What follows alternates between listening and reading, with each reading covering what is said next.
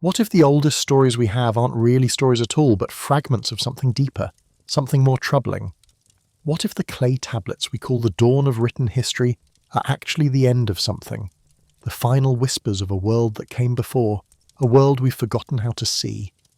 In museums across the world, behind climate-controlled glass, rows of clay tablets sit silent. Their surfaces are covered in wedge-shaped marks pressed into wet earth over 4,000 years ago.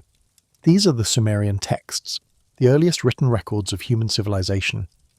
They tell us about kings and gods, about floods and creation, about the first cities rising from the dust of southern Mesopotamia. They are supposed to be our beginning, but perhaps that's the problem. Perhaps we've been reading them wrong all along. Tonight, as the world quiets and your thoughts begin to drift, we're going to explore that possibility. We're going to sit with the uncomfortable silence that exists between what the Sumerians wrote and what they actually meant. We're going to look at the gaps, the contradictions, the places where their stories stop making sense if you read them as simple mythology or straightforward history. Close your eyes if you'd like. You don't need to follow every word. Some nights you'll drift in and out.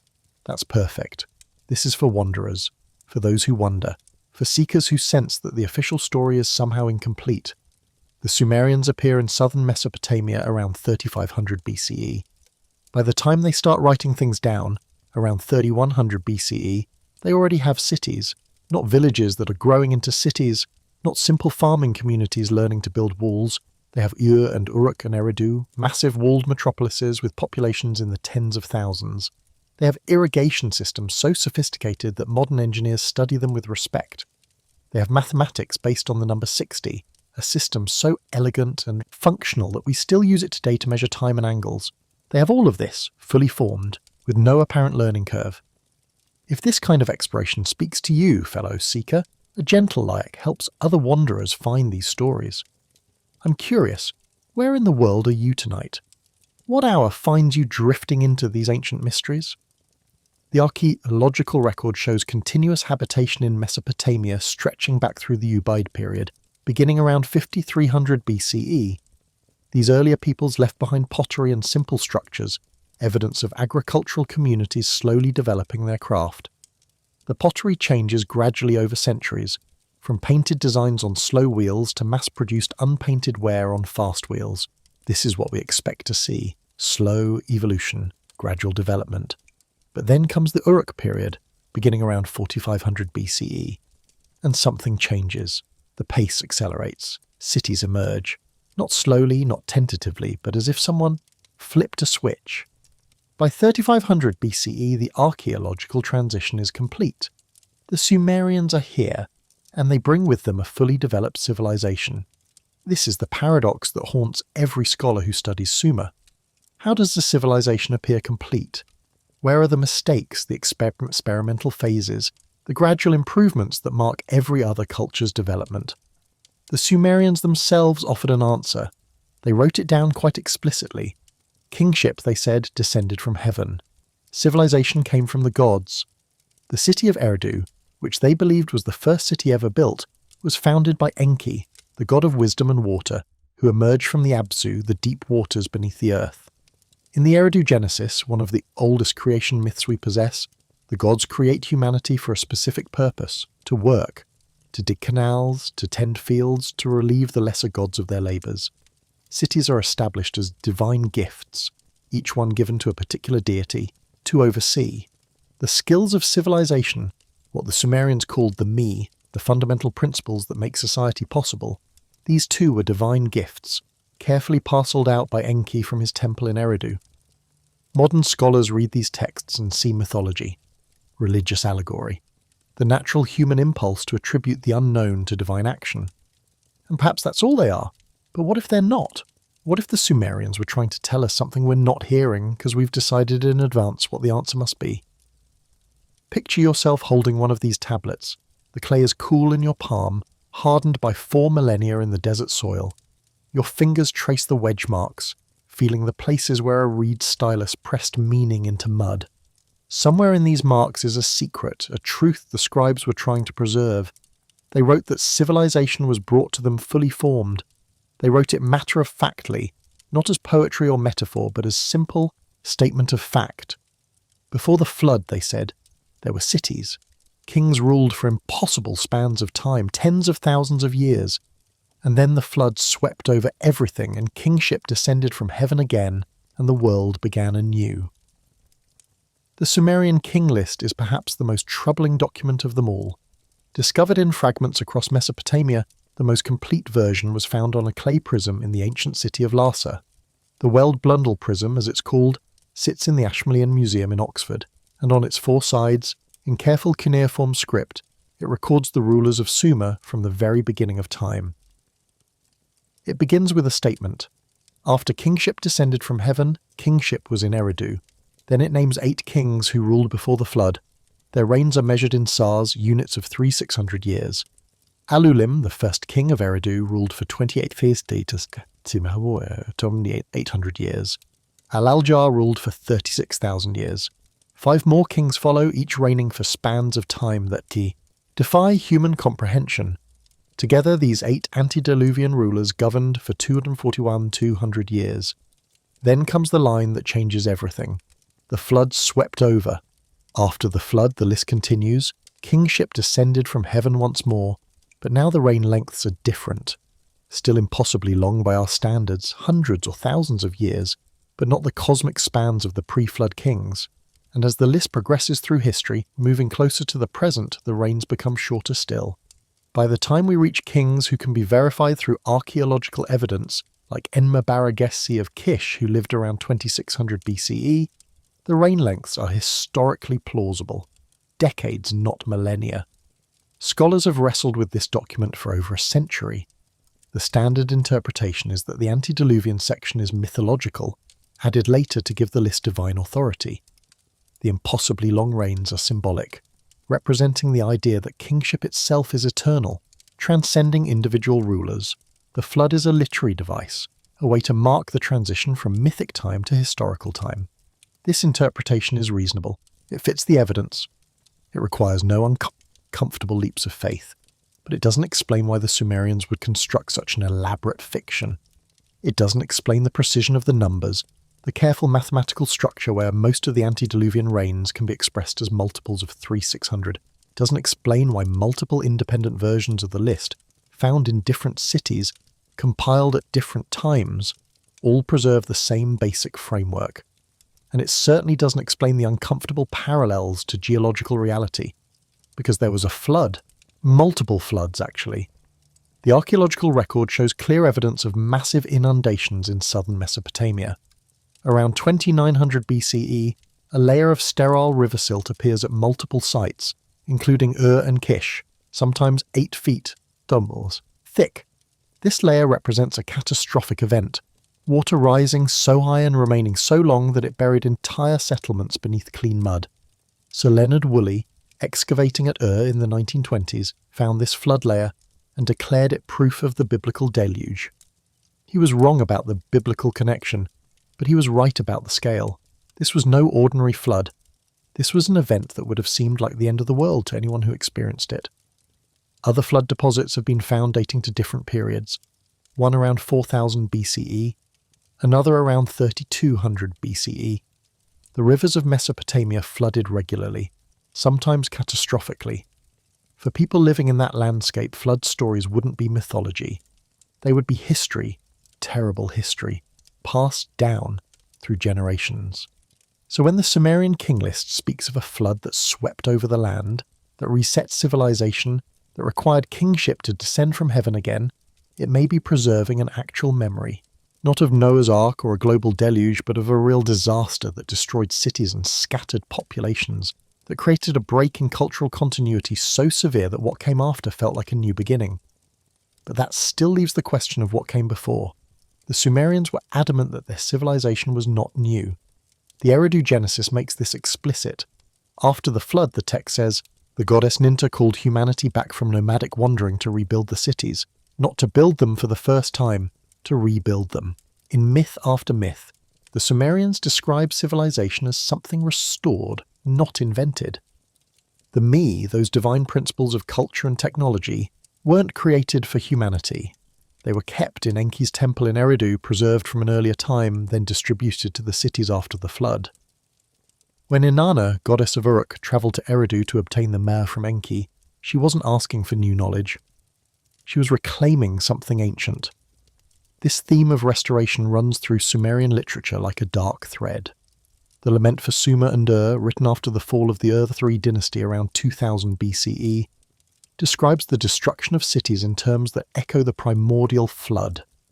The gods withdraw their favour. Cities are abandoned. Knowledge is lost. But the assumption is always that what is lost can be found again, that beneath the ruins lies the pattern of what was. If you're still awake, here's something fascinating. If you're drifting, that's fine. We're moving, somewhere else now, to a question that archaeologists don't like to ask. What if the Sumerians appeared fully formed because they were inheriting something? Not from gods, but from a previous human culture, one that left no written records we can recognise, one that was destroyed so completely that only fragments remained.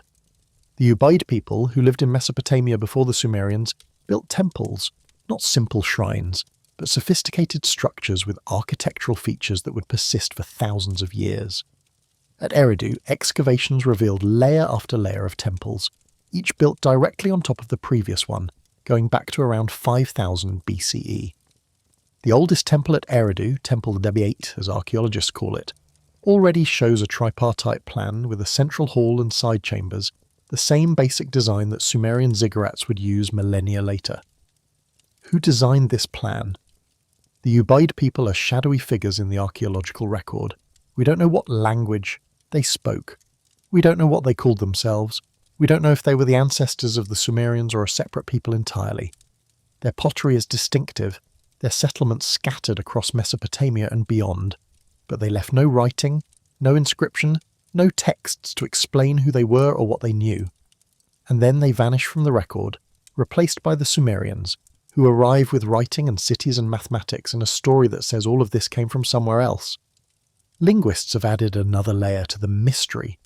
The Sumerian language is an isolate, unrelated to any other known tongue.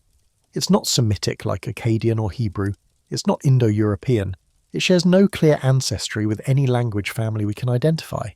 It simply exists, complete and complex, with a grammar that operates on principles unlike any other ancient language. This is strange enough on its own, but it becomes stranger when you look at the names of Sumerian cities. Eridu, Ur, Uruk, Lagash, Nippur. These names aren't Sumerian. Linguists can tell because they don't follow Sumerian linguistic patterns. They're loanwords from an unknown substrate language, names the Sumerians inherited when they arrived. This tells us two things. First, there were people here before the Sumerians. Second, those people named the cities, which means those people built the cities, or at least the original settlements that grew into cities. So who were they? Where did they come from? What did they know? The Sumerians don't tell us. They credit Enki with founding Eridu, not human builders. They say kingship descended from heaven, not that it evolved from tribal chieftains. They describe civilization as a gift received, not an achievement earned. And perhaps, in a way, they're telling the truth. Perhaps what they received was the ruins of something older, a template they could follow, a pattern already laid out in the landscape and in whatever stories the earlier inhabitants passed down before they disappeared. Let yourself drift with this possibility for a moment. Picture southern Mesopotamia 6,000 years ago. The climate is wetter than today.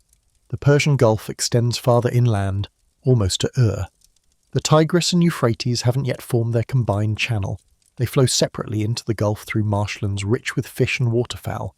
In this landscape stand ruins. Not the dramatic ruins of later times, not fallen columns and broken statues, but low mounds of mud brick, the remnants of walls and foundations that hint at earlier structures. Pottery shards weather out of the soil, tools made of stone and obsidian turn up in ploughed fields, and stories circulate passed down through generations about the old ones, people who came before, who built the first cities before the great waters came. A people arrive. We call them Sumerians, but they probably called themselves something else. They find these ruins, these traces, of prior habitation. They find fertile land watered by rivers that flood predictably, depositing rich silt perfect for agriculture. They find the basic infrastructure of irrigation already suggested by the landscape and channels that need only to be dug out and maintained. They settle, they plant barley and wheat. They build on the old foundations following patterns they find in the ruins. They develop or adopt writing to track their harvests and trade. They organize themselves into city-states, each one centered on a temple to a patron god, because the temples mark the sacred spots, the places where the old ones built, and they tell stories to explain where it all came from. The gods came from the water, they say, from the Abzu, the deep waters that lie beneath the earth. Enki emerged in Eridu and brought the arts of civilization. This isn't metaphor to them, this is what they understand to be true, because they found civilization emerging from the past like something rising from buried depths, and what else could they call it but divine? This is speculation, of course. There's no proof that pre-Sumerian inhabitants had sophisticated knowledge or complex social organization. The Ubaid settlements were farming villages, not cities. Their tools were Neolithic, not advanced. But the temples suggest something. The continuity of design from 5000 BCE through the rise of Sumerian ziggurats suggests transmission of architectural knowledge, not independent invention. And the Sumerians themselves insist, repeatedly, that they are building on foundations laid by others. As the night deepens, let's shift our focus to what the texts actually say about origins, because this is where things become truly strange. The creation myth, as recorded in the Eridu Genesis and other Sumerian texts, describes humanity being formed from clay. Enki and the mother goddess Ninmar create people in the temple at Eridu, mixing clay with the blood of a sacrificed god. The purpose is explicit. Humanity is created to work, to relieve the gods of labour. This story is usually read as explaining the social order. Humans serve the gods through temple labour and agricultural surplus. It justifies the existence of kingship and priesthood who act as intermediaries between divine and human realms. But read literally, the story describes something else. It describes a deliberate act of creation, not the evolution of consciousness from simpler forms. It describes mixing materials, clay and blood to produce a living being. It describes purpose-built creatures designed for a function. The Atrahasis epic, the Akkadian version of the creation story that draws on older Sumerian sources, goes into even more detail. The Agigi gods, the lesser deities who do the hard labour of irrigation and farming, rebel. They burn their tools and surround the house of Enlil, the chief god demanding relief. The gods convene to solve the crisis. Enki proposes creating a substitute worker, Ace, Lulu, a primitive man who will bear the workload instead. The goddess Nintu takes clay from the Abzu, the deep waters. A god is slain, and his blood and flesh are mixed with the clay. 14 pieces of the mixture are formed, 7 male and 7 female. Nintu places them in divine wombs, and after 10 months, the first humans emerge. This isn't the story of Adam and Eve, not really. It's more specific, more detailed, more procedure-like. It reads less like religious mythology and more like a record of a process, even if we don't understand what that process might have been. The Sumerians were obsessed with precision. Their mathematical system allowed for complex calculations. Their astronomical observations tracked planetary movements with remarkable accuracy. Their legal codes specified exact penalties for exact crimes. This wasn't a culture comfortable with vagueness or metaphor when recording important information. So when they wrote that humans were created from clay and divine as blood, that civilization descended from heaven, that kings before the flood ruled for 28,800 years, were they really speaking in allegory? Or were they trying to preserve something they believed to be literally true, even if the language they had available made it sound mythological to later ears? Consider the flood story itself. Every version of it in Sumerian and Akkadian sources follows the same basic pattern. The gods decide to destroy humanity, usually because we're too noisy or too numerous. One god, typically Enki, disagrees with this decision. He warns a righteous man, Ziusudra or Atrahasis, or Utnapishtim depending on the version. The man builds a boat according to divine specifications. The flood comes. Everything not on the boat is destroyed. The waters recede. The survivor makes sacrifice. The gods realize they've made a mistake, because now there's no one to provide them with offerings. They grant the survivor eternal life and establish a covenant that this will never happen again. This story is told and retold for over 2,000 years across Mesopotamian literature. It appears in Sumerian, Akkadian, Babylonian, and Assyrian texts. It's referenced in the Gilgamesh epic. It's preserved in multiple versions that agree on core details while varying in specifics.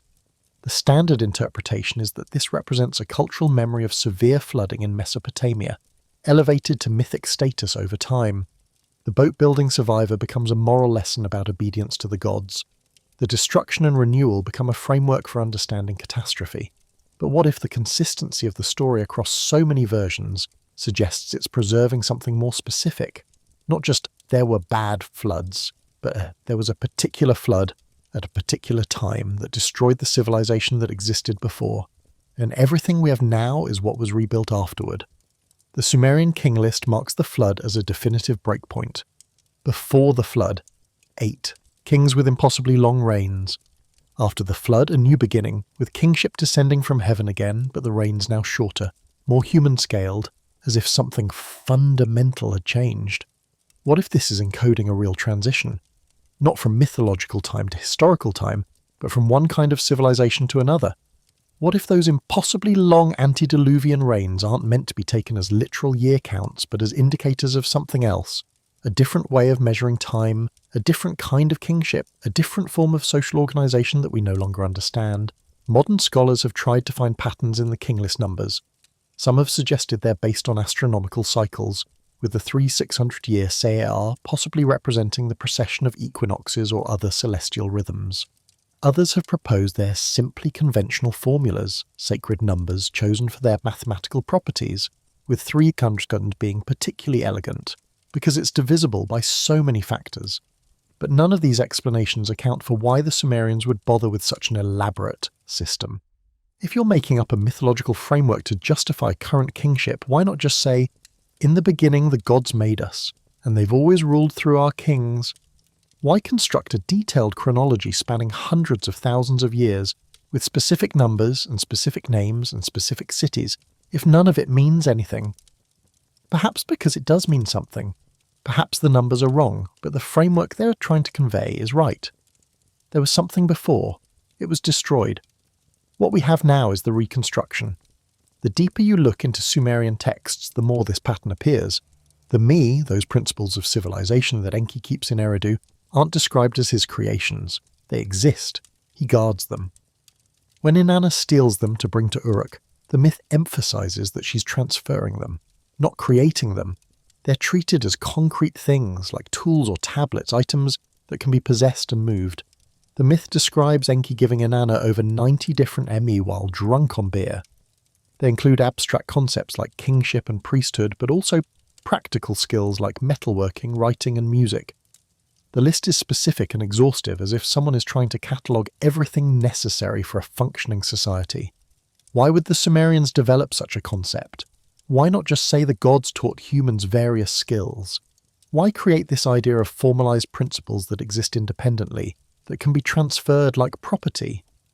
Unless they're trying to describe something real, not divine principles, but knowledge, practical knowledge, recorded and preserved, that could be physically transferred from one place to another. The Mia's tablets, containing the accumulated wisdom of whoever came before.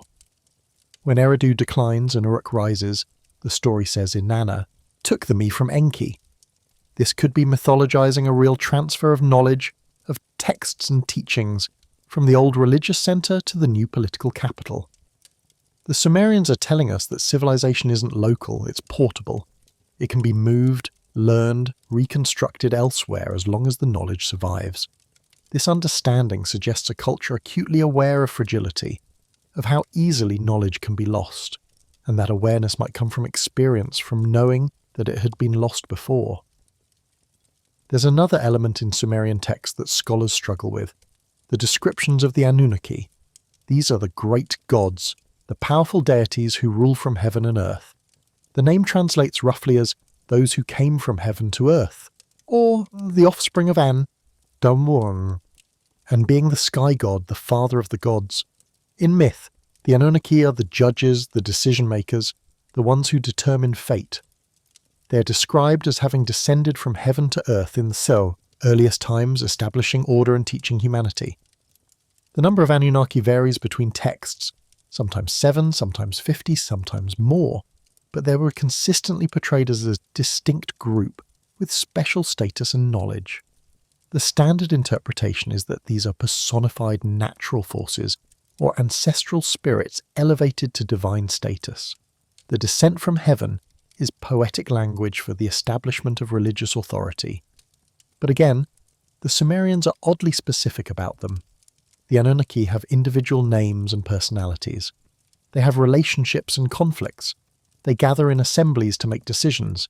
They are portrayed not as abstract forces, but as beings who act, think, and disagree with each other. The Atrahasis epic describes them having a labour dispute and creating humans to solve it.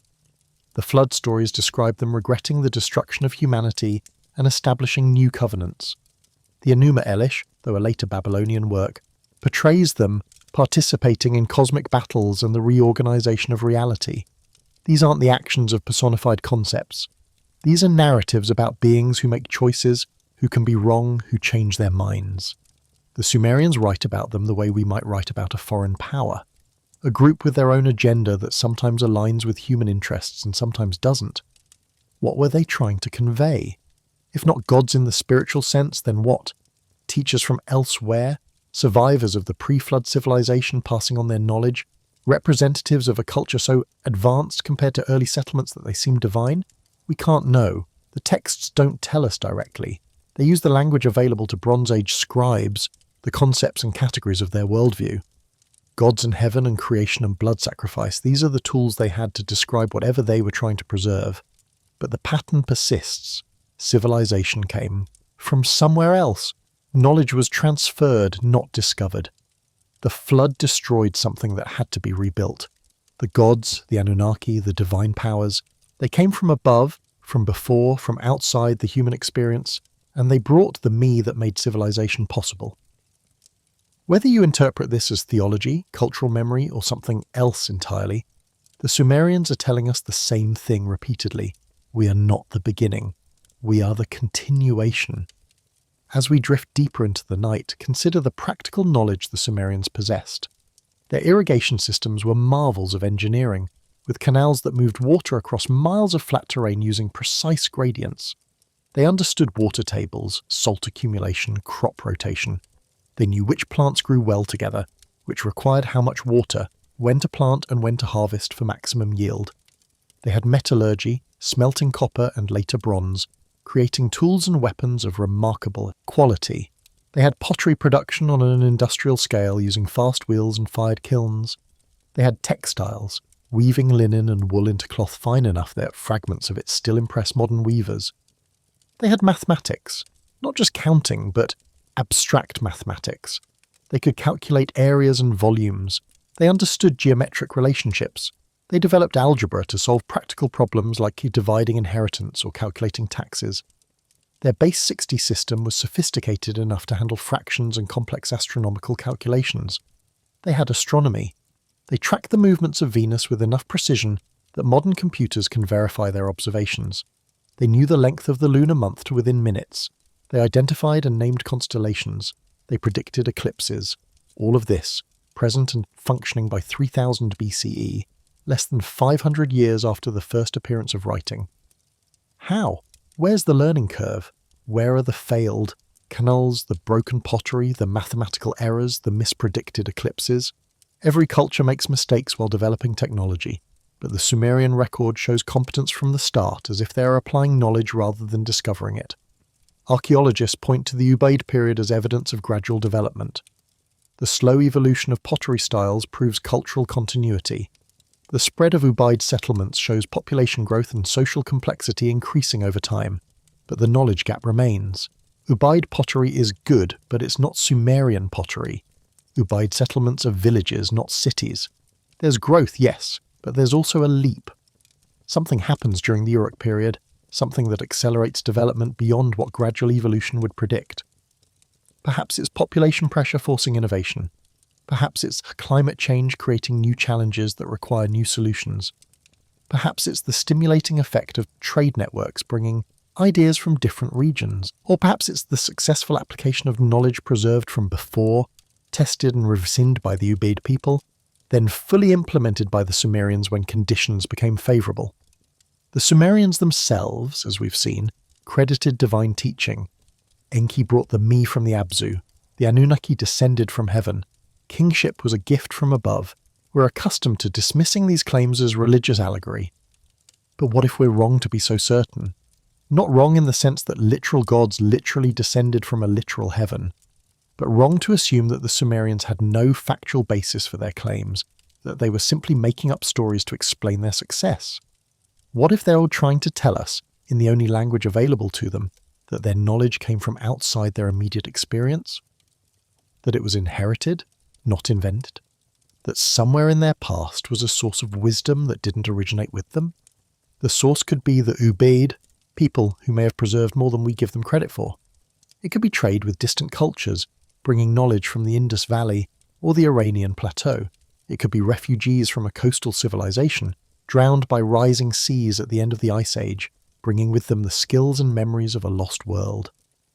Or it could be exactly what they said, something from before, from the time before the flood, when the old cities stood and the first kings ruled, and civilization took a different form than it does in the historical record. We don't have to believe in gods to take seriously the possibility that the Sumerians were right about their own origins in a way we haven't understood. Let your mind drift with this for a moment, into that space between sleep and waking, where possibilities feel more real than facts. The city of Eridu sits at the edge of the marshlands, where the river meets the sea. It's the oldest city, everyone knows this.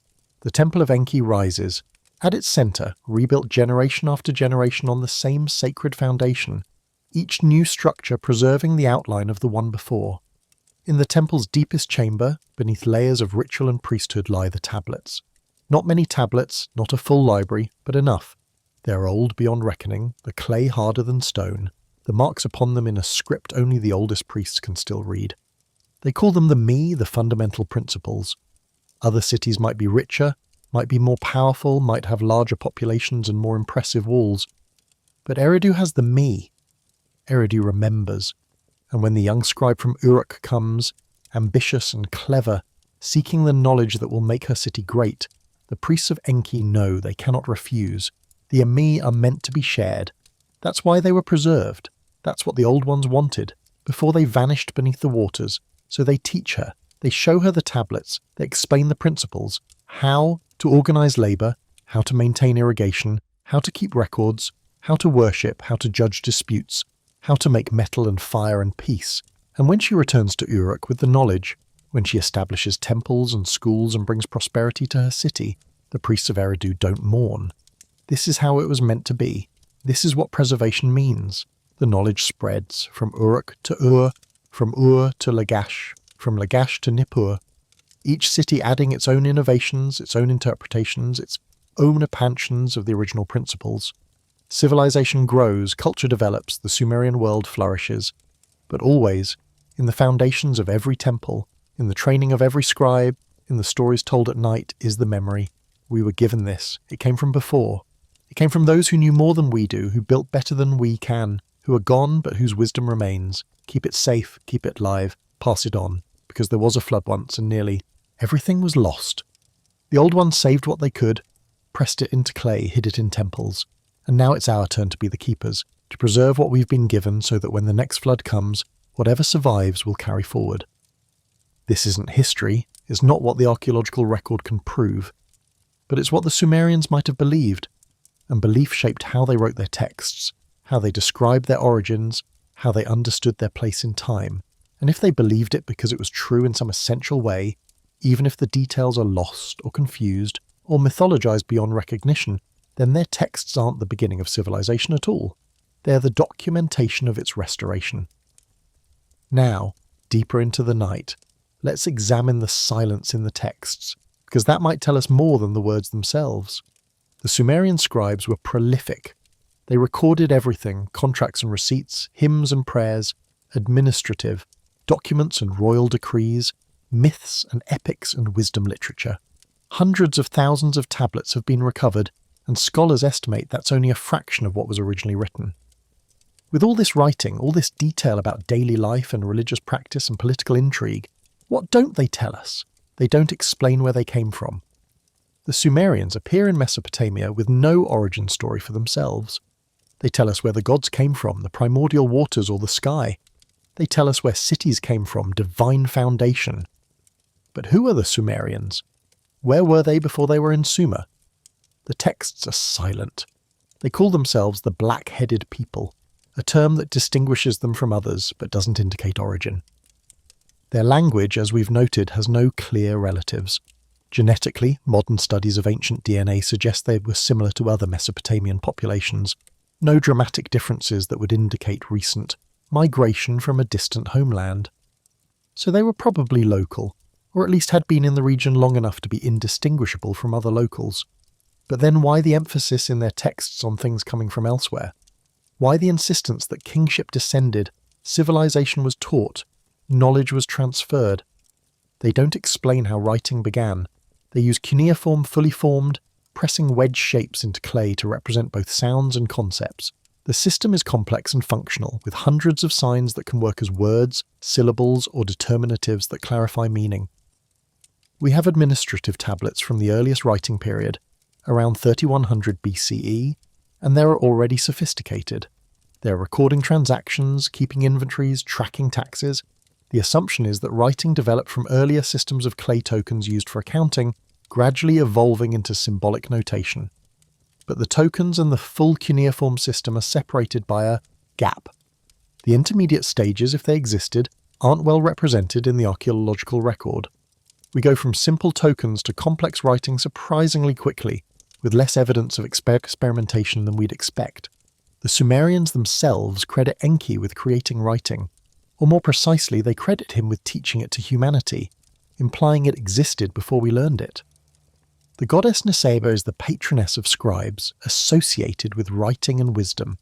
But there's no myth of the invention of writing, no story of a clever scribe who first had the idea to mark clay. It's just there, established, ready to use. They don't explain their mathematics. The base 60 system appears complete. The Sumerians use it for astronomy, for timekeeping, for land measurement, for accounting. It's elegantly suited to fractions because 60 has so many factors. But why base 60? Why not base 10, which seems more intuitive given we have 10 fingers? Some scholars have suggested it comes from counting finger joints with thumbs, giving a base 12 system that could be multiplied. Others propose it reflects a merger of a base 10 system and a base 6 system from two different cultures. But these are speculations. The texts don't tell us. The system is just there, in use, fundamental to how the Sumerians organized their world. They don't explain the flood in detail. Every version of the flood story focuses on the boat builder's survival, not the flood's cause. Depending on the version, the gods send the flood because humans are too numerous, or for no state reason at all. Enlil wants to destroy humanity. Enki wants to save a remnant. The waters come, the waters go. But how high did they rise? How long did they last? Where did the survivors go during the flood? What did they find when they came back? The texts are remarkably vague about practical details while being very specific about the moral and theological implications. It's as if the flood itself isn't the story. The story is what came after them, the re-establishment of order, the covenant with the gods, the new beginning. The flood is just the reset button, the thing that explains why the world is the way it is now instead of how it was before. This might suggest the flood story is entirely mythological, a literary device without historical basis. But it could also suggest the flood was so well known, so fundamental to their understanding of history, that the scribes didn't think they needed to explain it. Everyone knows about the flood. What needs recording is what it means, not what it was. They don't explain the Anunnaki in depth. These beings are mentioned constantly but never fully described. They make decisions, they judge humanity, they give gifts, they establish kingship. But who are they? What do they look like? Where exactly did they come from? How many are there? The texts give us names and sometimes attributes, but not systematic explanations. It's like reading a modern text that constantly references the government without ever explaining what a government is or how it's structured. If you're part of the culture, you already know. The text doesn't need to tell you. But if you're outside the culture, trying to understand it thousands of years later, the gaps are frustrating and telling. What the Sumerians don't explain, they assume you already know. They're writing for each other, for their contemporaries and immediate descendants. They're not writing for us. So when they reference the flood without describing it, it's because everyone in their world knows about the flood. When they mention the Anunnaki without defining them, it's because everyone knows who the Anunnaki are. When they say kingship descended from heaven without explaining the mechanism, it's because the mechanism is common knowledge. The silence isn't absence of information.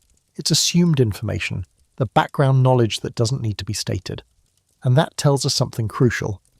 Whatever the Sumerians meant by their origin stories, whatever they understood about where civilization came from, it was common knowledge in their culture. It wasn't a mystery to them. It wasn't speculation or religious allegory that only priests understood.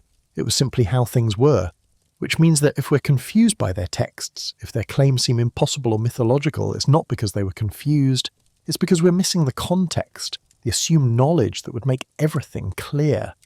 We're reading their words through our worldview, with our assumptions about what's possible and what's metaphorical, and perhaps in doing so we're missing what they were actually trying to tell us. As you drift deeper into the quiet hours, let's turn our attention to something the Sumerians excelled at in ways that still puzzle modern scientists: their understanding of the heavens. The Sumerian astronomers tracked celestial movements with precision that seems impossible for people without telescopes. They identified all 5 visible planets: Mercury, Venus, Mars, Jupiter, and Saturn. They gave each one divine associations, creating a system that would influence astrology and astronomy for millennia to come. But more remarkably, they documented these planets' movements with mathematical accuracy that suggests generations of continuous observation. Consider the Venus tablets of Ammisaduqa, which record the rising and setting of Venus over a 21-year period. These observations, made around 1700 BCE, but drawing on much older Sumerian knowledge, track Venus with such precision that modern astronomers can use them to establish ancient chronologies. The margin of error is measured in hours, not days or weeks. How did they achieve this? They had no instruments to magnify distant objects, no photography to capture positions, no computer models to predict trajectories, just eyes and clay and careful observation night after night, generation after generation. The standard explanation is patient record-keeping. Priests and astronomers watched the sky for centuries, accumulating data, passing knowledge from teacher to student, gradually building a comprehensive picture of celestial mechanics. But this explanation has weaknesses. It requires not just patience, but institutional continuity across vast stretches of time. It requires a culture stable enough that astronomical observation remains a priority through wars, floods, famines, and political upheavals. It requires a writing system sophisticated enough to record observations meaningfully, and a mathematical system precise enough to calculate patterns from accumulated data. All of which the Sumerians had, yes, but they had it from the start. The earliest Sumerian texts already reference astronomical observations. There's no period where we see them learning, making errors, developing their system through trial and correction. The knowledge appears complete. The Sumerians divided the night sky into 12 sections, the origin of our zodiac. They knew the ecliptic, the path the sun appears to follow through the stars over the course of a year. They understood the difference between planets, which wander against the fixed stars, and stars themselves, which maintain constant relative positions. They tracked the moon's phases with such precision that they developed a lunar calendar that could predict new moons months in advance. They knew that 12 lunar months don't quite equal a solar year, falling short by about 11 days, and they developed an intercalation system, adding extra months periodically to keep the calendar aligned with the seasons. This is sophisticated astronomical mathematics. It requires understanding cycles within cycles, the interplay between lunar and solar time. Many cultures that developed agriculture never achieved this level of calendrical precision. The Sumerians had it by 3000 BCE. They also understood something stranger: precession. This is the slow wobble of Earth's axis, which causes the position of the stars to shift gradually over thousands of years. A complete precessional cycle takes approximately 25,800 years. Modern astronomy rediscovered precession in the 2nd century BCE through the work of the Greek astronomer Hipparchus, but there are hints in Sumerian texts that suggest they knew about it much earlier. The Great Year, a concept that appears in various ancient texts, describes a cosmic cycle of roughly 26,000 years, after which the heavens return to their starting configuration. Some scholars argue this reflects awareness of precession. Others dismiss it as numerological coincidence. But if the Sumerians did understand precession, it raises uncomfortable questions. How would they know? Measuring precession requires comparing stellar positions across centuries, even millennia. It requires records extending far beyond any known Sumerian timeline. unless those records themselves were inherited from an earlier source. Picture this. Somewhere before the flood, before the cities we know about, there's a culture that watches the sky, not casually but systematically, as a sacred obligation. They build structures aligned to celestial events. They mark the rising of particular stars, the positions of planets, the phases of the moon. They do this for generations, perhaps for thousands of years. They notice patterns. The stars that rose heliacally just before dawn on the spring equinox shift gradually. First it's one constellation, then over centuries it's another. They document this, they preserve it, they calculate the full cycle, realizing it will take longer than any individual, any city, any kingdom they know will last. But they record it anyway, because the knowledge is valuable, because understanding the cosmic order is part of understanding reality itself. Then comes catastrophe, the flood or floods or climate change or war or some combination of disasters we can no longer distinguish. The culture fragments. The cities fall. Most of the knowledge is lost, but some survives. Tablets buried in temple foundations, oral traditions preserved by survivors, practical astronomy that continued to be useful for agriculture and navigation. And when the Sumerians emerge and start building their own civilization, they inherit these fragments. They don't understand the full context perhaps, but they preserve the observations. They incorporate the astronomy into their religion, making it sacred so it will be protected. And centuries later, when their own scribes look back at the ancient records, when they're on, they try to understand how their ancestors knew so much. The only explanation that makes sense is that the knowledge came from the gods, from the Anunnaki who descended from heaven, from Enki who emerged from the deep waters carrying wisdom. Because how else could humans have known things that take thousands of years to observe unless something non-human, something with longer perspective, had taught them? This is speculation, building on hints and possibilities rather than hard evidence. But it fits the pattern we keep encountering in Sumerian texts, the insistence that knowledge came from elsewhere, from before, from sources outside normal human experience. Whether those sources were earlier human cultures, divine beings, or something else entirely. The Sumerians were telling us their astronomy wasn't invented, it was inherited. Now shift your attention to another Sumerian achievement that appears inexplicably advanced, their art and craftsmanship. The royal cemetery at excavated by Sir Leonard Woolley in the 1920s, revealed artifacts of stunning sophistication, gold helmets beaten into perfect form, jewellery using granulation techniques where tiny gold beads are fused to surfaces, creating intricate patterns. Lapis lazuli inlays showing complex scenes with dozens of figures. The famous Standard of a wooden box decorated with shell and lapis lazuli mosaic, depicts war and peace scenes with such detail that you can identify individual soldiers' equipment, distinguish between different types of chariots, see the precise arrangement of a royal banquet. This object dates to around 2500 BCE. It's not crude or primitive, it's sophisticated art, created with advanced technical skill and clear artistic vision. The gold and lapis jewellery from the same period shows mastery of multiple techniques. Filigree, granulation, cloisonné, repoussé. These aren't simple hammering and cutting. They require precise temperature control, understanding of metal properties, tools capable of fine detailed work. Where did these skills come from? The standard archaeological narrative is gradual development. Earlier, simpler jewellery becomes more complex over time. Techniques are discovered, refined, taught to apprentices, improved through generations. But the earliest Sumerian, gold work we have is already sophisticated.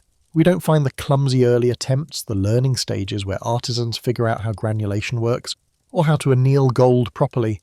The jewellery appears as accomplished work from the start. Perhaps the early attempts existed but haven't been found. Perhaps they were melted down and recycled, as gold often was. Perhaps tomb robbers took them before archaeologists could excavate them. Or perhaps the Sumerians learned these techniques from predecessors who had already perfected them. Perhaps what we're seeing is the continuation of a craft tradition that was already ancient when the Sumerians adopted it. The same pattern appears in their sculpture. The votive statues from the early dynastic period, those striking figures with enormous eyes and folded hands, show consistent style and technique. They are carved from difficult stones like gypsum and limestone, with details that require specialized tools and practiced skill. But there's no evidence of an earlier, cruder sculptural tradition in Sumer. The statues appear in the archaeological record already accomplished, as if the sculptors knew exactly what they were doing from the first piece. And the architecture, those massive mud brick structures that still impress modern engineers, show the same pattern. The temples at Eridu, going back to 5000 BCE in their earliest phases, already demonstrate understanding of load-bearing walls, drainage systems, foundation techniques. The transition from round huts to rectangular buildings, from single-room structures to complex multi-room designs, happens remarkably quickly in the archaeological record. By the time we have clearly identifiable Sumerian buildings, they're already sophisticated, already showing design principles that would persist for millennia. It's as if someone wrote an instruction manual for civilization, and the Sumerians were following it.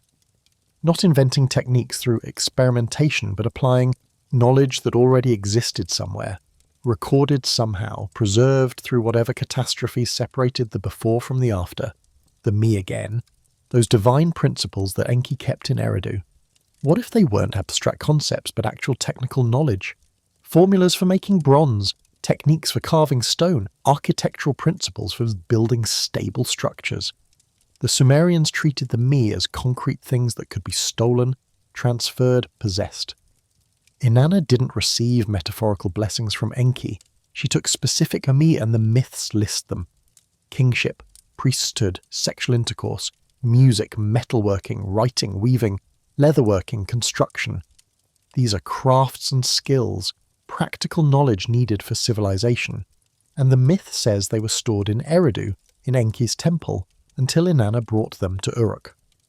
Metaphorically, this describes the transfer of cultural supremacy from Eridu to Uruk, the shift in political power.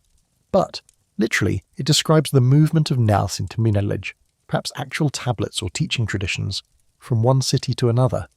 And if the me were records of practical knowledge, where did those records originally come from?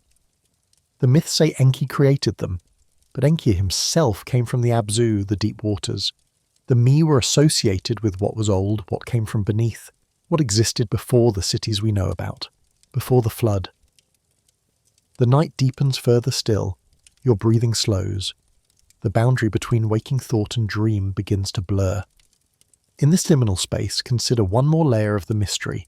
The Sumerians weren't alone in claiming their civilization came from divine teaching.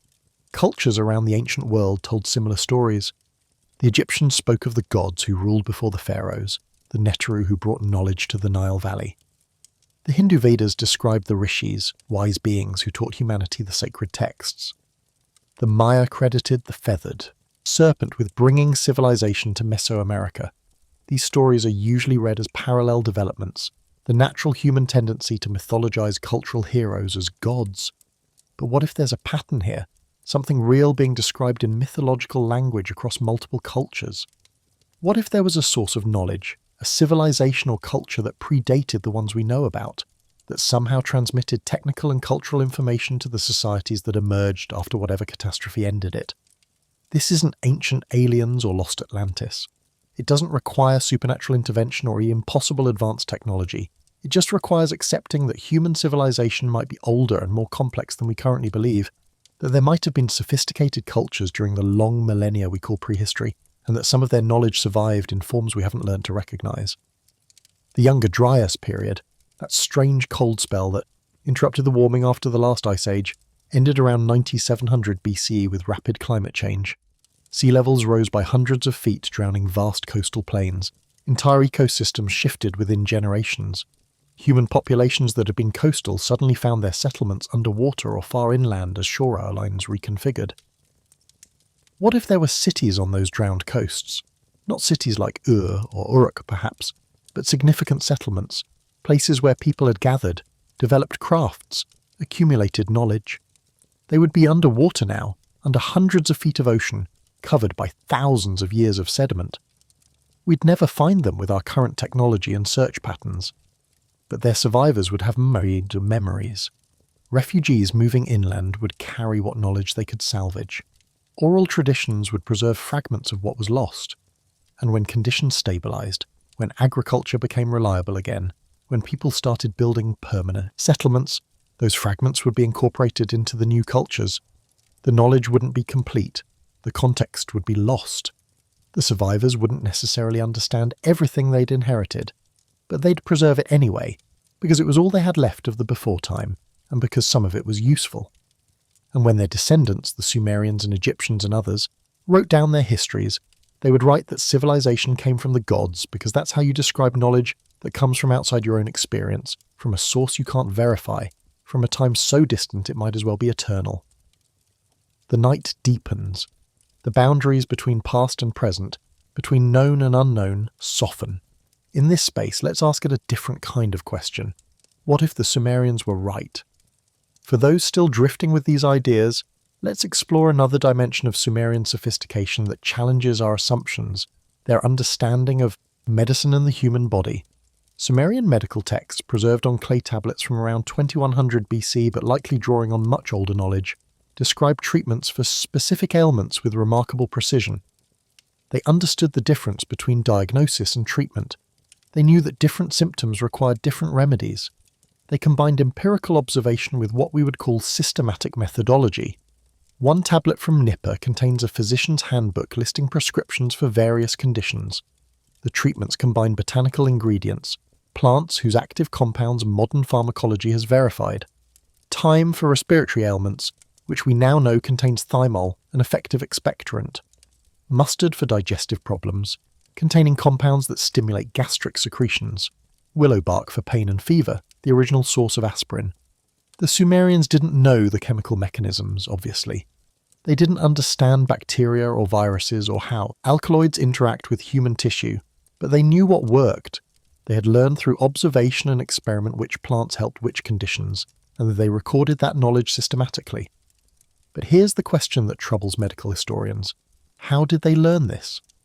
Identifying medicinal plants requires extensive trial and error. You have to test many substances, observe results, rule out coincidence, establish dosages. This takes generations of careful work, possibly centuries. Yet the earliest medical texts we have from Sumer already show this mature knowledge. There's no evidence of a period where they were trying random plants and recording failures. The pharmacopoeia appears complete from the beginning of writing. Either the learning happened orally in the pre-literate period and was simply written down once writing became available, or it was inherited from an earlier tradition that had already done the experimentation. The Sumerians themselves, predictably, credited the gods. Nindingemar, the goddess of healing, taught humanity the medical arts. Gula, another healing deity, was associated with dogs because dogs lick wounds, demonstrating instinctive medical knowledge that humans were meant to learn from. These divine attributions might be pure mythology, or they might encode the understanding that medical knowledge came from outside sources, from teachers whose origins were unclear, from traditions that predated the Sumerian culture itself. The same sophisticated completeness appears in Sumerian law. The Code of Ur-Nammu, dating to around 2100 BCE, is the oldest known law code. But it's not primitive, it's comprehensive, covering everything from property rights to personal injury to divorce settlements. The laws distinguish between intentional and accidental harm, establishing different penalties for each. They specify compensation amounts precisely. If a man cuts off another man's foot, he shall pay 10 shekels of silver. If a man breaks another man's bone, he shall pay 1 mina of silver. These aren't arbitrary numbers. They reflect a developed sense of proportional justice and understanding that punishment should fit the crime, that compensation should match injury. This is sophisticated legal thinking, the kind that usually evolves over centuries as societies work out what constitutes fair resolution of disputes. But Ur-Nammu's code appears fully formed. We have no earlier Sumerian law codes to show the development of these principles. By the time writing exists to record laws, the legal framework is already complete, already balancing individual rights against social order, already making subtle distinctions between types of offences. How? Where did this legal sophistication come from? The standard explanation is that laws were enforced orally before being written down, that the code simply records existing social practices, but that explanation requires that the Sumerians developed complex legal thinking without writing, maintained it through oral tradition alone, then perfectly captured it in writing as soon as that technology became available. It's possible, but it requires a level of cultural continuity and intellectual sophistication that seems remarkable for a people we're told were just emerging from Neolithic village life. Or it requires that they inherited legal principles from predecessors who had already worked through these questions, whose codes were preserved and adapted by the Sumerians for their own use. The me again, kingship, justice, lawgiving. These were among the principles Enki possessed, that Inanna took to Uruk. The myths treat law as something that exists independently, that can be transferred and applied, not invented, anew in each location. Consider their social organization. Sumerian city-states were complex hierarchical societies with multiple social classes, specialized occupations, bureaucratics, administration. This requires coordination, organization, institutional memory. At the top were the priests and kings, often the same people in early periods. Below them, a class of scribes and administrators who kept records, managed resources, organized labor for public works. Then craftsmen organized into guilds, each with masters, journeymen and apprentices, farmers who worked temple and palace lands, merchants who conducted long-distance trade, and at the bottom, slaves, though slavery in Sumer was less brutal than in later civilizations, more like indentured servitude that could be escaped through payment. This social pyramid appears fully developed by the early dynastic period. We don't see a gradual evolution from egalitarian villages to stratified cities. When the archaeological record becomes clear enough to distinguish social classes, they're already distinct, already functioning in their hierarchical relationships. How does the society develop such complex organization? Without going through intermediates, how do specialized occupations emerge, with their different skills and social roles and economic relationships, without a long period of trial and adjustment? Perhaps it happened faster than we expect. Perhaps necessity drove rapid social differentiation when cities first formed, requiring quick development of new organizational structures. Or perhaps the Sumerians were following a template, adapting a social model that already existed, that had proven successful in the before time, that survivors had preserved and transmitted as, this is how cities work, this is how you organize people, this is how you maintain order. The ziggurat itself, the stepped pyramid temple that defined Sumerian architecture, appears without clear precursors. The earliest temples at Eridu are simple structures, single rooms raised on platforms.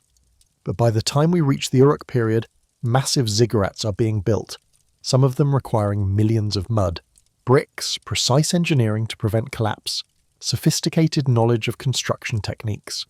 The ziggurat of Ur, the best preserved example, was built around 2100 BCE. It stands 62 feet high, a three-tiered structure with precisely calculated proportions. The corners are oriented to the cardinal directions.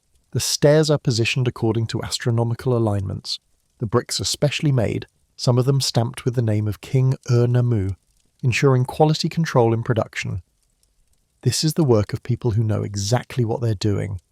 They've done it before, or they've learned from teachers who did it before, or they're following plans that have been proven through prior construction. But who built the first ziggurat? Who figured out the proportions, the drainage systems, the foundation techniques needed to keep such massive structures from sinking into the marsh? The archaeological record doesn't show us the experimental phase, the failed ziggurats that collapsed or tilted or crumbled. We see competence from the start. And the Sumerians themselves say Enki taught them to build, that the techniques came from the gods, that the knowledge was given, not discovered. Pattern after pattern, the same message. We inherited this. This came from before. This was taught to us. Let your thoughts drift again, releasing the need for definite conclusions. In the space between waking and sleeping, between certainty and mystery, consider how the story looks from the Sumerian perspective. You're a scribe in Nippur around 2000 BCE.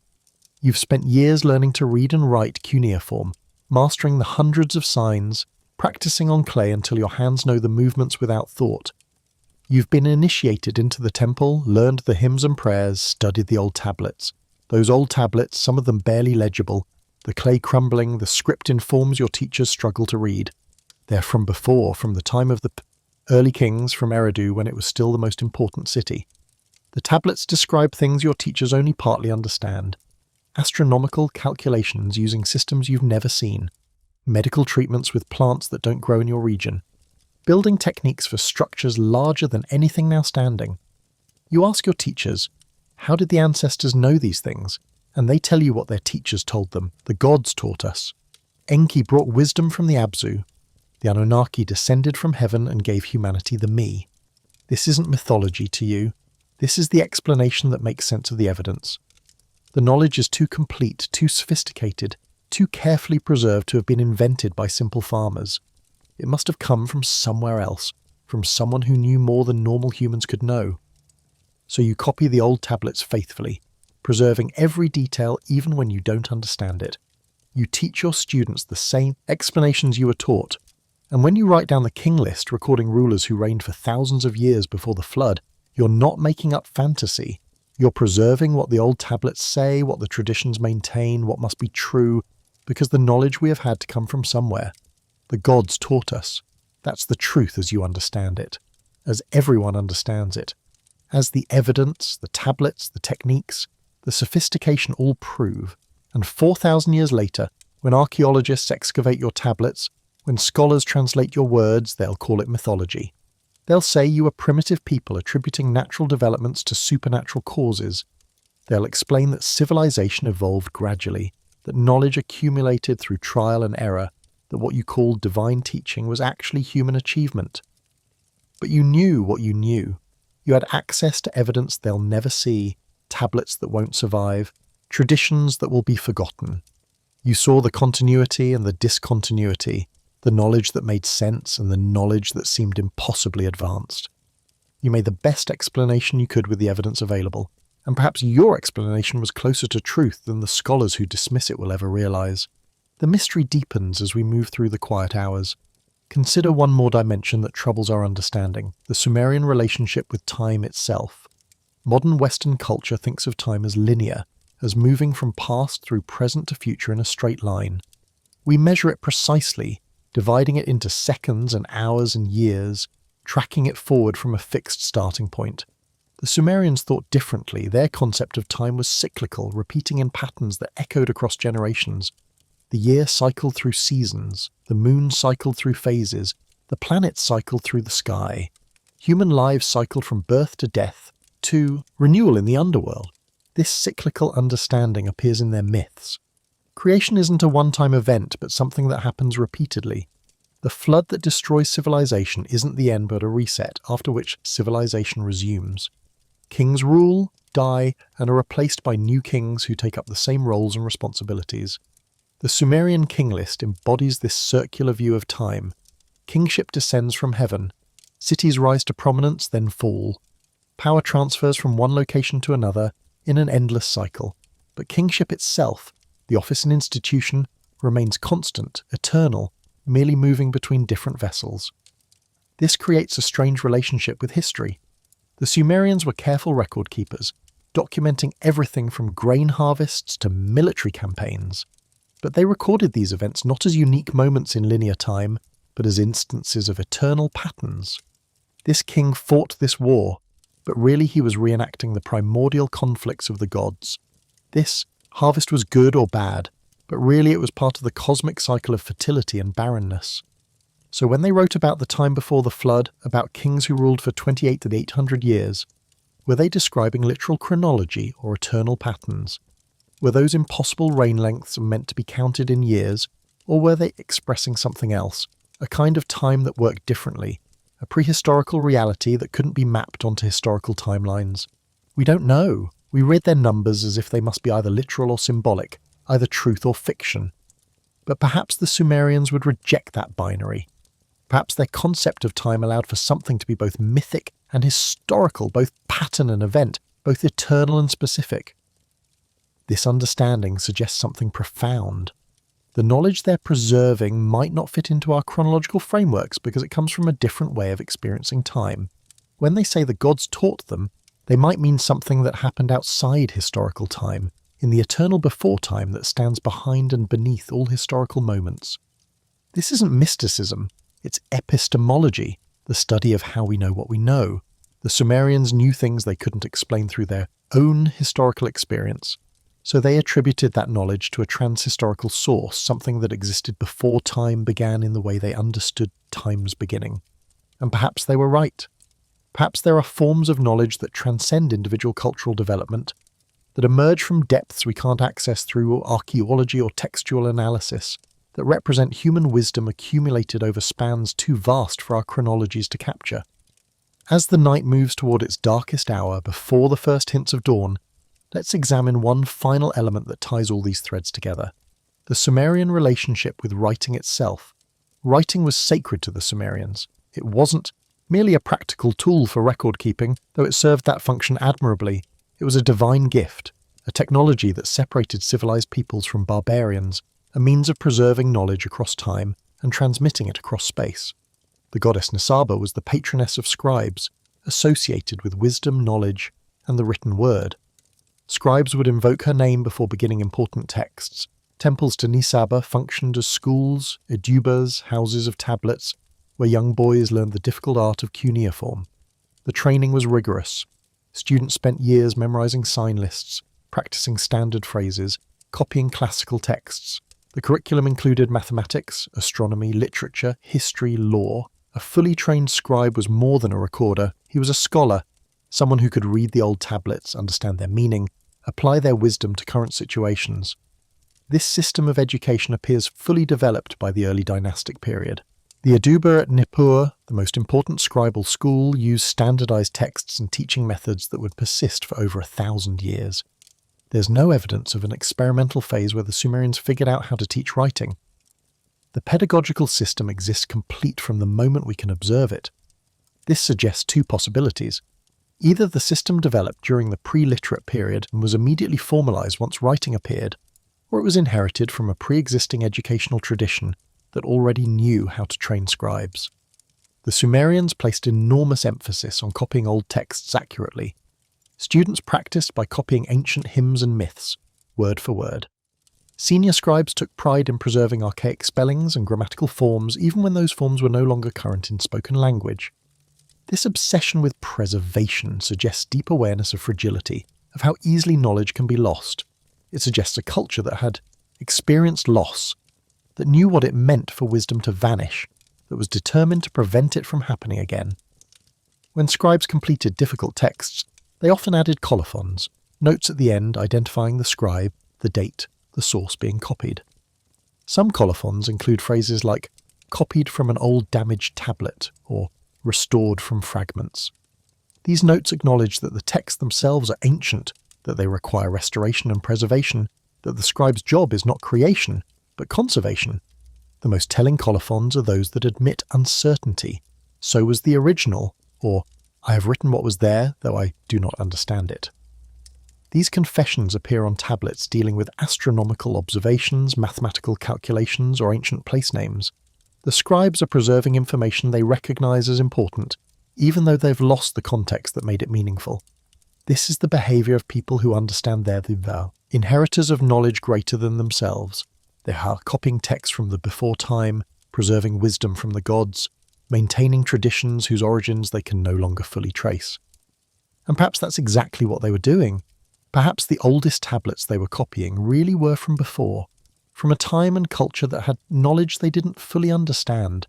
Perhaps in copying those texts faithfully, even when they didn't grasp the meaning, they were preserving fragments of a lost civilization. The clay tablets themselves tell a story. They're remarkably durable, more so than papyrus or parchment or paper. Baked clay can survive for millennia if it's not deliberately destroyed. Fires that would consume wooden buildings, or fabric archives actually preserve clay tablets, baking them harder, making them more permanent. Was this intentional? Did the Sumerians choose clay precisely because it would endure? Did they press their most important knowledge into this medium specifically to ensure it would survive the next catastrophe? They had other writing materials. They could have written on leather or wood or metal. They chose clay, and perhaps they chose it because they or their teachers had learned that only the most durable materials survive the flood. When we excavate Sumerian sites, we find tablets by the hundreds of thousands. Administrative records, letters, receipts, yes, but also literature, science, religion. They wrote down everything. They created redundancy, multiple copies of important texts stored in different locations. They built institutions, libraries, and schools specifically to preserve and transmit written knowledge. This isn't the behavior of a culture that just invented writing and is playing around with its new toy. This is the behavior of a culture that knows exactly how valuable writing is, that understands its role in preserving civilization, that has perhaps witnessed what happens when written knowledge is lost, and is determined to prevent that loss. The Sumerians tell us writing came from Enki. They tell us that me included the principle of writing itself, that it was among the divine gifts brought from the Abzu. They tell us that before the flood there was wisdom, and after the flood that wisdom had to be restored and preserved. Perhaps what they are telling us is simple truth. Writing is older than we think. The Sumerian cuneiform we see is not the invention of writing, but the restoration of it, the re-establishment of a technology that existed before and had to be reinvented after catastrophe. Perhaps somewhere in the drowned world, on coastal plains now under the Persian Gulf or the Mediterranean, there were people who wrote, not in cuneiform, not with reed styluses on clay, but in some other medium that didn't survive. They recorded their knowledge, their observations, their discoveries. They taught their children to read and write. They built institutions to preserve learning. And when the waters came, when the climate shifted, when their world ended, a few survived. A few who still remembered how valuable writing was, who still understood that knowledge must be preserved in physical form to survive across generations. They adapted the technology to new materials, new conditions. They pressed marks into wet clay because that's what was available. They taught the survivors around them. They established schools to ensure the art wouldn't be lost again. And their descendants, the Sumerians, carried forward that mission, preserving, teaching, writing everything down, creating the first civilization we know about, not because they were the first civilization, but because they were the first civilization that successfully preserved its knowledge in a form that would survive 4,000 years to reach us. Not literally, not in every detail. The gods didn't literally descend from a literal heaven. Kings didn't literally rule for 2800 years, but the framework, the basic understanding they're trying to convey. What if that's essentially accurate? Civilization did come from elsewhere. Not from gods, but from predecessors. From an earlier culture that we've lost track of because it was destroyed so thoroughly that only fragments remained. The knowledge was transferred, carefully preserved in whatever form could survive, then transmitted to the Sumerians who rebuilt on those foundations. The flood did happen. Not a global deluge, but a series of catastrophic events that destroyed the civilization of the coastlands and river valleys, that scattered populations and broke continuity, that created a dark age from which the Sumerians emerged as the first to successfully rebuild. The Anunnaki were real, not gods, but teachers, preservers of knowledge, maybe survivors of the catastrophe or their descendants, keeping the me safe until conditions allowed for civilization to flourish again. Their divine status in the myths reflects not supernatural origin, but the vast gulf between what they knew and what others knew, a difference so great it seemed magical. This isn't provable. The archaeological record doesn't support it. There's no evidence of a pre-Sumerian civilization sophisticated enough to be the source of all their knowledge.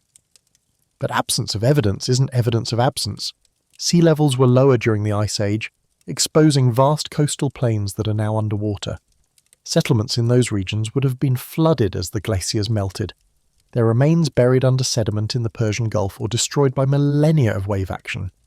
Catastrophic floods did occur in Mesopotamia, repeatedly, burying sites under meters of silt. Early settlements were built of mud brick that degrades quickly without maintenance. Organic materials like wood and cloth rot away in the soil. Even clay tablets, our most durable ancient documents, survive only by chance, usually because they were baked in accidental fires.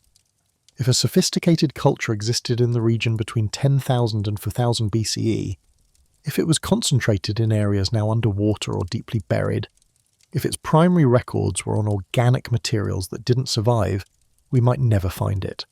And the Sumerians might be our only window into its existence, through the stories they told about where their knowledge came from. This is speculation, not scholarship.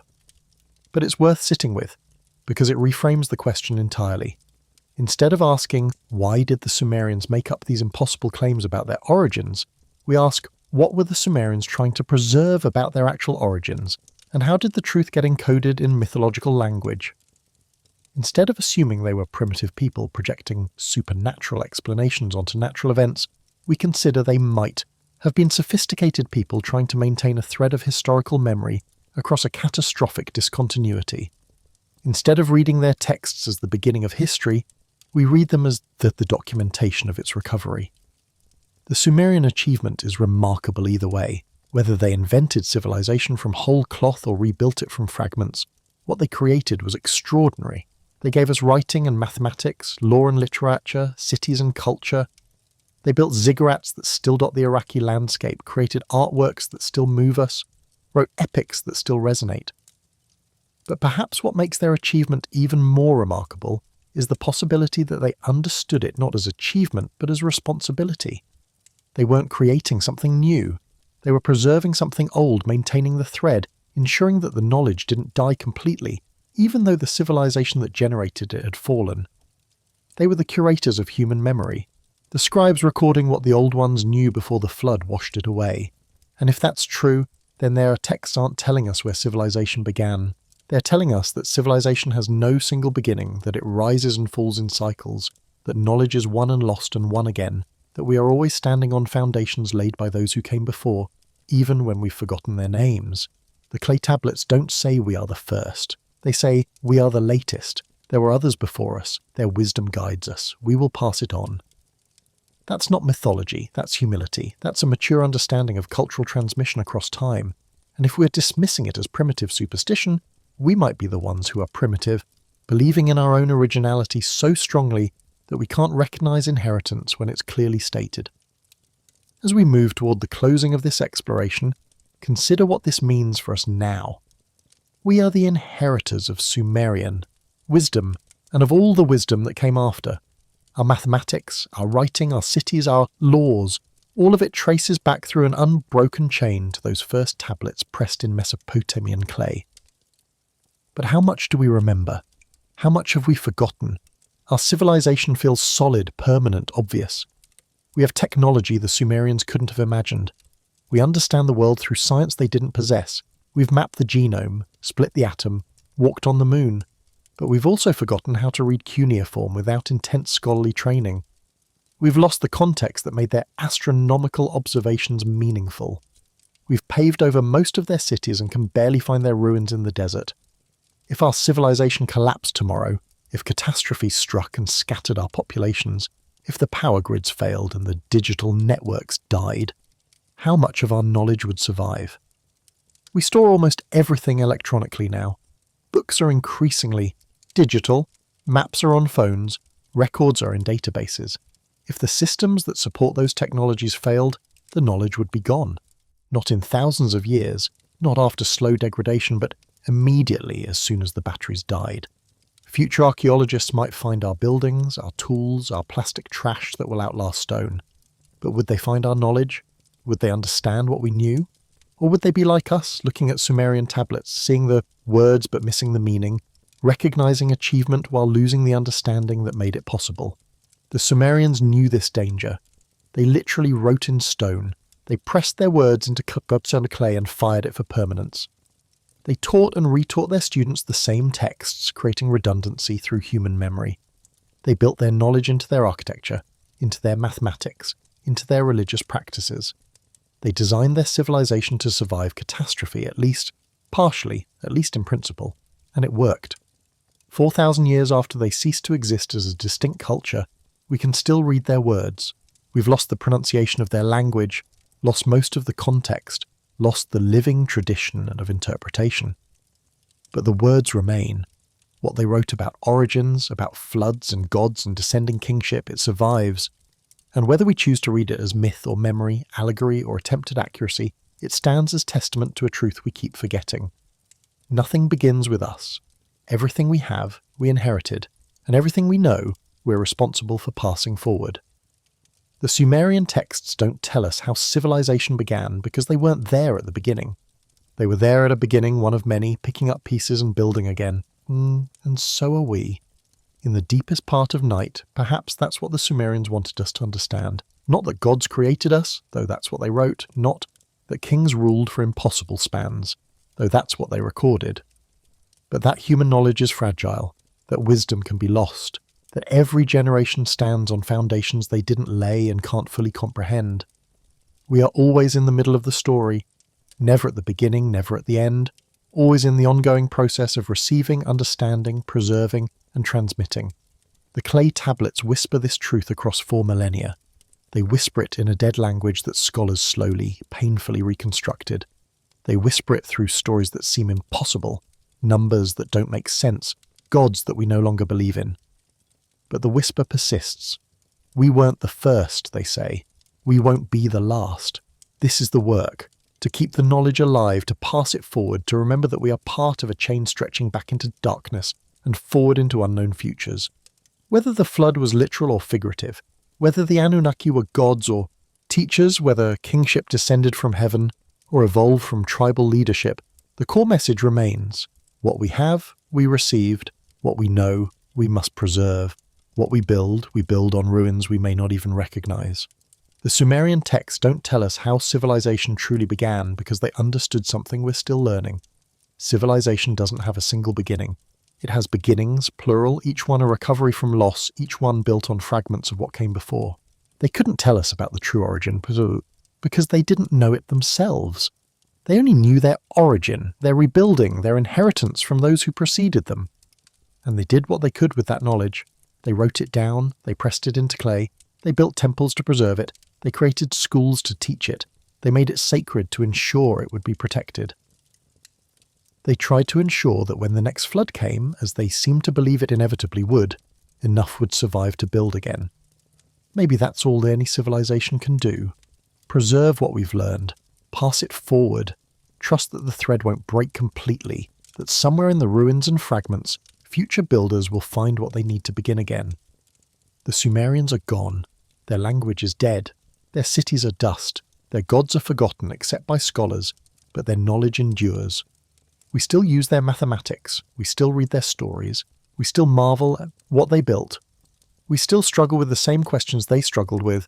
Where do we come from? What should we preserve? How do we ensure something survives us? The tablets don't have the answers. They never did. But they preserve the questions, and sometimes that's enough. As this night draws to its close, we return to where we began. The museum cases, the clay tablets, the wedge-shaped marks that started this journey. We started tonight asking, what if these aren't really stories at all? What if they're fragments of something deeper? We've explored that possibility from many angles. Archaeological evidence, linguistic mysteries, mathematical sophistication, the silence in the texts, the pattern of inheritance and restoration that runs through Sumerian literature like a hidden thread. We haven't answered the question. We can't. The evidence is too fragmentary, the distance too great, the context too lost. We're like archaeologists ourselves, sifting through ruins, finding pieces that don't quite fit together, trying to imagine the whole from the parts. But we've sat with the question, and that matters. We've allowed ourselves to wonder whether the Sumerians knew something we don't, whether their insistence that civilization came from elsewhere might be true in ways we haven't considered, whether the beginning we think we've found might actually be a middle, a restoration, a rebuilding. The clay tablets remain in their cases, the cuneiform remains pressed in baked earth, the mystery remains unsolved. And perhaps that's appropriate. Perhaps mystery is the right relationship to have with our origins, not certainty, not dismissal, but open wonder. Not knowing, but being willing to not know, while still paying attention, still seeking, still asking. The Sumerians gave us that gift along with their mathematics and writing. They gave us the understanding that we are part of something larger than ourselves, something that extends backward into a past we can't fully recover and forward into a future we can't fully predict. They knew they were in the middle.